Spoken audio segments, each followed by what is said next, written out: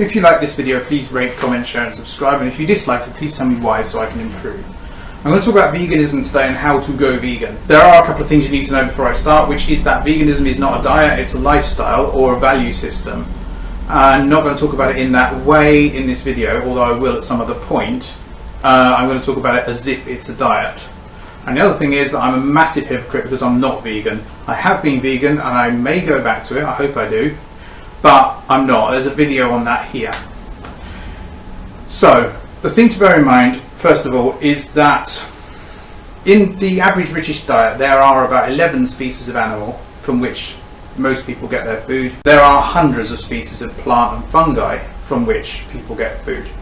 So that's really not that big a change in that sense, although you have to be careful. Now, I would say the easiest way to go vegan in a way is to completely forget about processed food and just to take food using basic ingredients.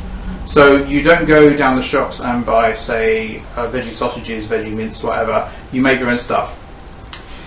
The next thing to bear in mind is the basic nutritional profile of the whole thing. The problem on which I focus most is B12.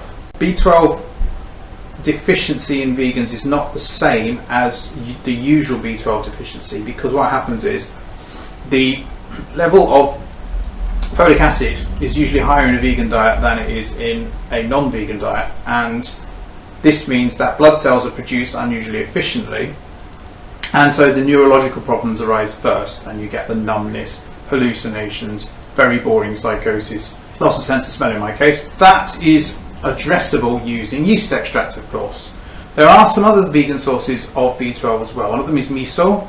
Comfrey also contains B12, but also contains pyrrolizidine alkaloids, which are toxic to the liver. So that's B12.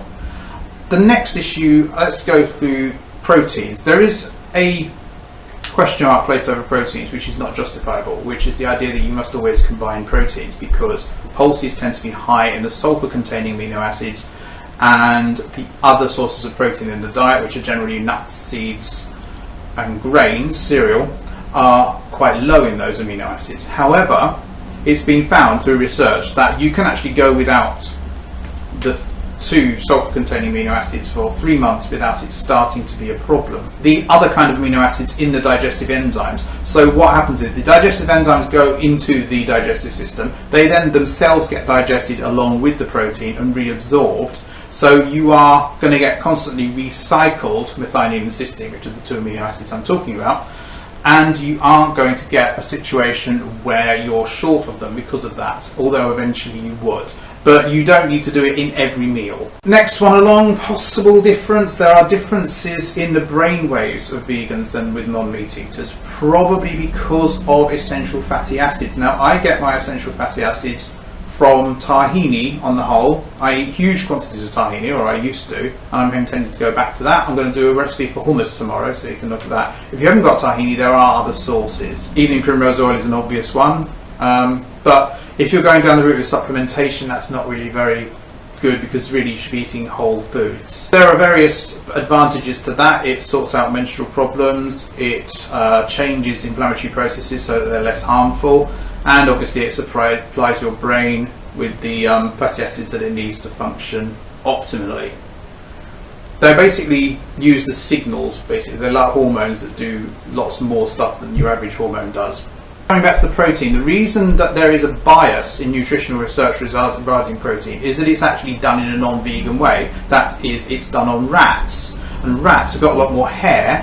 Hair contains a lot of sulfur-containing amino acids, so there is a bias towards the idea that you need more methionine and cysteine in your diet than in fact you really do.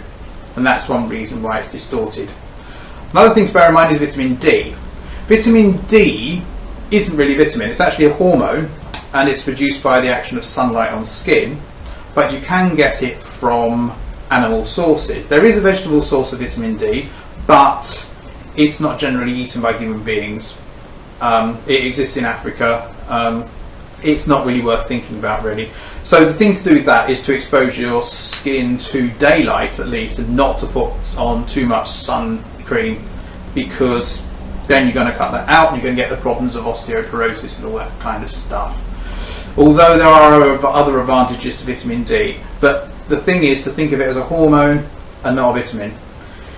Vitamin A, actually as itself, only comes from animal sources, but provitamin A, that is carotenoids, particularly beta-carotene, comes from other sources, including the orange carrots. Orange is of course not the original natural colour of carrots, but they've been bred to be orange because of William of Orange, so you can sort of forget about that. There are other sources of carotenoids which are less efficiently converted to vitamin A, which include red peppers, red tomatoes, obviously red tomatoes, not why I bother saying that, any source of, well, red and yellow vegetables basically.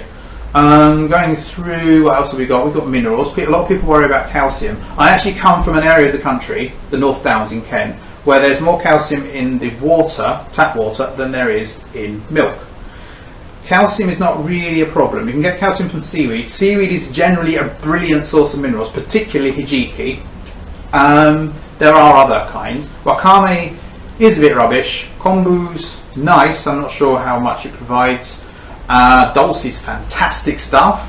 I mean, just food-wise, it's wonderful. So those are good sources of minerals. Tahini is also a good source of calcium. You need more calcium than any other mineral, although it may not be a problem for you depending on where you live. Another thing is magnesium. Magnesium is going to be found in any green plant because of the chlorophyll. You do need to know about iron, because in the normal British diet there is a source of iron which is heme, because it's from red meat, which is more easily absorbed. If you want to get iron from vegetable sources, you need to have it with vitamin C because of the antioxidant effect of vitamin C, making it more easily absorbable, because most iron in plants is just the atoms of iron basically. So you need to do that and combine it with vitamin C. The things you think of in general as good sources of vitamin C are not in fact good sources of vitamin C. Citrus fruit in this country is very low because vitamin C is a very delicate vitamin. I find it really annoying actually that we even need vitamin C because most species don't. Probably the best sources are things like broccoli, acerola cherry, which is a bit obscure, blackcurrant, parsley, peppers, all brilliant sources of vitamin C. And kiwi fruit as well, if you can cope with the enzymes, which a lot of my family can't actually. They bleed from the mouth when they eat them, as they do with pineapple. B vitamins, there's probably not going to be a lot of difference in that, but yeast extract is a good source of those, as is wheat germ, if you want to eat gluten. You don't have to eat gluten. I think that basically covers it, really. If you've got any questions, please stick them below, and I'll see you tomorrow, I hope. Bye.